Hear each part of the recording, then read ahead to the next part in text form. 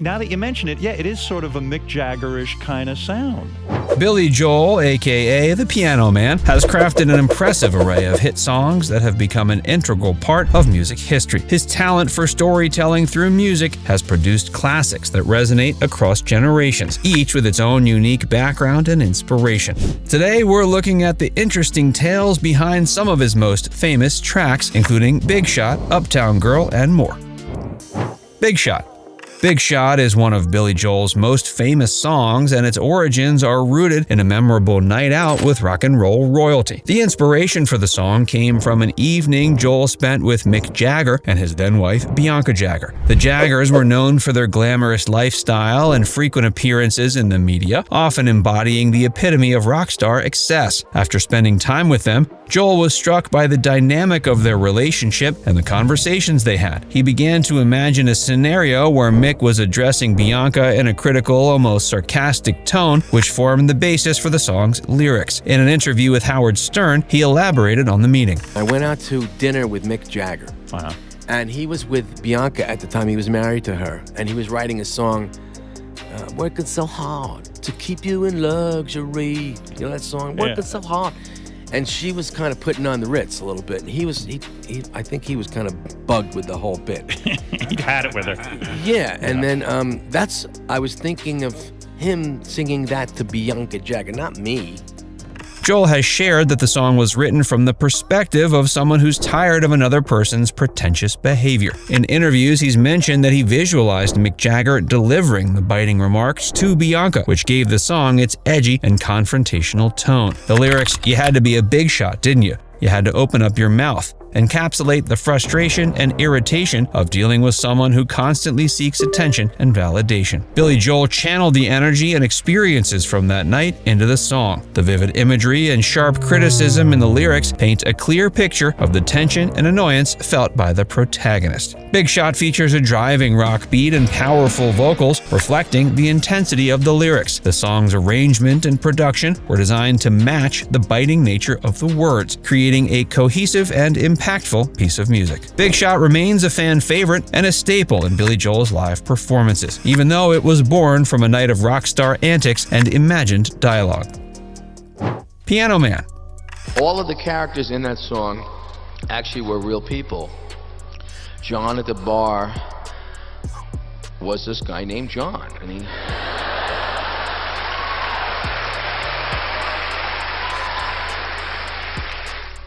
Piano Man is perhaps Billy Joel's most iconic song, encapsulating his talent for storytelling and his ability to connect with listeners through vivid character sketches and evocative lyrics. The song draws from Joel's own experiences working as a lounge singer at the Executive Room Bar in Los Angeles during the early 70s. The period was a challenging time for Joel, both professionally and personally, as he struggled to establish his career in the music industry after the commercial failure of his first album, Cold Spring Harbor. In Piano Man, Joel brings to life the various patrons he encountered at the bar, each with their own stories and dreams. The characters in the song, the bartender, the waitress, the businessman, are all based on real people Joel met during his stint as a lounge singer. The song's narrative centers on these individuals who find solace in the bar, sharing their lives and aspirations with the Piano Man, who in turn provides a temporary escape through his music. Joel has often spoken about the autobiographical nature of Piano Man. In an interview with NPR, he explained, quote, "It was a real place. All the characters in that song were real people. John at the bar, he was a bartender. Paul was a real estate novelist, and the waitress was my first wife." This candid reflection underscores the authenticity of the song and Joel's ability to transform his personal experiences into a relatable, timeless anthem. Musically, Piano Man is characterized by its distinctive harmonica and piano accompaniment, which evoke a sense of nostalgia and melancholy. Joel's vocal delivery is imbued with empathy and a touch of resignation, capturing the essence of the song's theme of yearning and unfulfilled dreams. Scenes from an Italian restaurant. I had this initial Ballad of Brenda and Eddie, so this was about the high school prom, king and queen, sweethearts who break up and they go on with their lives. And I said, okay, well that's not the whole story. We have to get to them. You can't can't just be there. There has to be some kind of time sequence. So I started with the premise of a bottle of red, a bottle of white, set up a scene where there's people sitting in an Italian restaurant starting to talk about the old days. And then the second section of that is when the sax comes in, which is supposed to represent a time change. And Mike Myers would go, which is that what's supposed to be, you know, January, February, 1975, 1972, 1971, going back in time. And that seemed like the natural place to go with an instrumental piece. Remember those days hanging out at the Village Green. He starts referring back to the past, and then it goes into the ballad of Brenda and Eddie from there. And that's what it was. Okay. Is there, when you state the bottle of red, bottle of white theme, is there a reason why you drop the beat when you play it on the piano rather than when you sing it? Just seems like the right thing to do. I don't think it's an intellectual decision. I think it's just a natural musical move that seemed right. Always occurred to me. I let the fingers do the walking a lot. I don't tell them what to do. They seem to do it right on their own. Yeah. The minute you start thinking, you're dead. You know, you can't think when you're playing. You just got to feel it.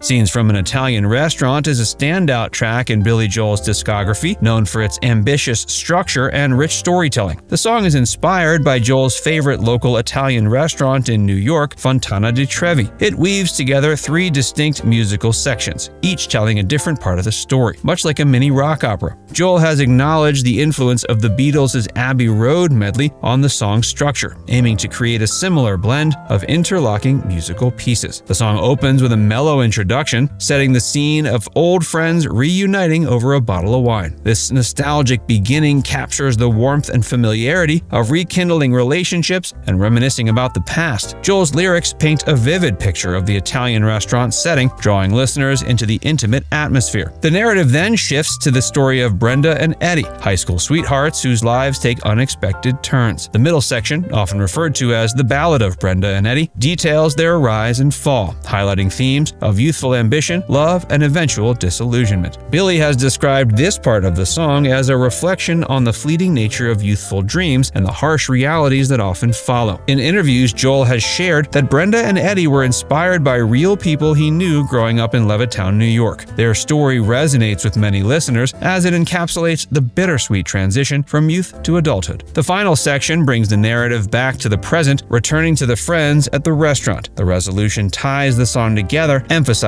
the theme of reflection and the passage of time. Uptown Girl.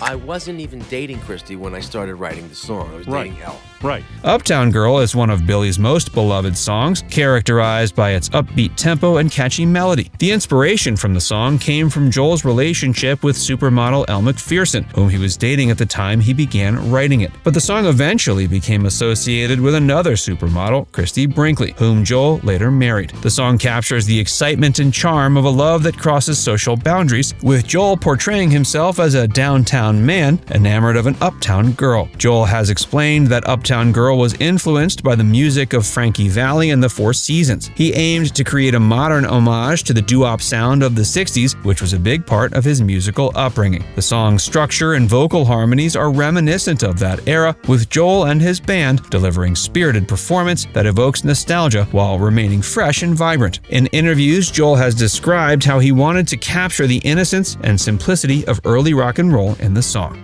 But that's why I started writing a song called Uptown Girls. It was plural. I couldn't believe, the situation I was in. I couldn't believe this. So You couldn't believe the fact that you had met in one just chance encounter. You were there with Christy Brinkley, Elle Macpherson, and Whitney Houston. The three of them were swooning over you playing the piano somewhere. I don't know if they were swooning. They were there. All right. Only the Good Die Young. Only the Good Die Young is one of Billy Joel's most controversial and enduring songs, known for its upbeat tempo and provocative lyrics. It was inspired by Joel's experiences growing up and his interactions with Catholic schoolgirls. It tells the story of a young man trying to convince a devout Catholic girl to lose her virginity, challenging her religious convictions with lines like, "You Catholic girls start much too late. But sooner or later it comes down to fate. I might as well be the one." Joel has explained the song was not intended to be anti anti-Catholic, but rather a playful expression of youthful rebellion and desire. In an interview with Sirius XM, Joel elaborated, quote, "I had a crush on a Catholic girl, and her parents never let her go out with me because I was a Jewish kid. The song was my way of saying, don't be so rigid, break out and have a little fun." This explanation highlights the personal nature of the song and its roots in Joel's own adolescent experiences. Despite his intentions, Only the Good Die Young sparked significant controversy upon its release in 1977. Many religious groups condemned the song, and some radio stations banned it from their playlists. But this controversy only fueled the song's popularity, drawing more attention to its catchy melody and irreverent lyrics. Now it's time to hear from you. Which of these songs is your favorite? Let us know in the comments section below.